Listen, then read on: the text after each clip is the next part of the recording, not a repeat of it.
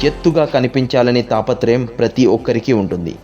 గట్టిగా మాట్లాడితేనే విలువ ఉంటుందన్న భ్రమలో మనిషి తన సహజత్వాన్ని కోల్పోతున్నాడు. కానీ ఈ ప్రకృతిలో ఒక పువ్వు ఉంది. అది ఎత్తుగా పెరగదు, రంగులు మార్చుకోదు, ఎవరిని ఆకట్టుకోవడానికి ప్రయత్నించదు. అదే మల్లెపువ్వు. మల్లెపువ్వు పెద్దగా కనిపించదు, కానీ దాని పరిమళం మాత్రం మన మనసును ఆపేస్తుంది. అది నేర్పే మొదటి పాఠం గొప్పతనం శబ్దంలో కాదు, ప్రభావంలో ఉంటుంది. మనిషి జీవితంలో కూడా అలాగే. ఎక్కువగా మాట్లాడే వాళ్ళు గొప్పవాళ్ళు అనుకుంటాం, ఎక్కువగా చూపించే వాళ్ళే విజయవంతులు అనుకుంటాం. కానీ నిజమైన విలువ నిశ్శబ్దంగా పనిచేసే వాళ్ళ దగ్గరే ఉంటుంది. మల్లె పువ్వు పగటిపూట కాదు, చీకటి పడగానే పూస్తుంది. ఇది రెండో పాఠం. నీ సమయం వచ్చినప్పుడు నువ్వు తప్పకుండా వికసిస్తావు.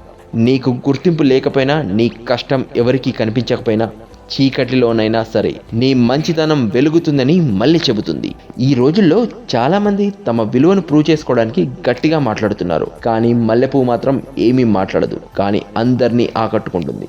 ఇది మూడో పాఠం. నిన్ను నువ్వు ఎక్స్ప్లెయిన్ చేయాల్సిన అవసరం లేని జీవితం గొప్పది. నీ గుణం, నీ ప్రవర్తన, నీ నిజాయితీ, అవే నీ గుర్తింపు అవ్వాలి. మల్లె పువ్వు ఇంట్లో పూస్తే ఆ సువాసన ఇల్లంతా నింపుతుంది. అదెలా? ఒక మనిషిలో మంచి ఉండే అది అతని చుట్టూ ఉన్న జీవితాలన్నింటినీ ప్రభావితం చేస్తుంది. నువ్వు పెద్దవాడివి కావాల్సిన పని లేదు, ప్రముఖుడివి కావాల్సిన పనే లేదు. ఇది నాలుగో పాఠం. నీ విలువ నువ్వెంతమందికి ఉపయోగపడతావో దానిలో ఉంది. మల్లెపువ్వును అలంకారంగా వాడతారు, పూజలో వాడతారు, శుభకార్యాల్లో వాడతారు.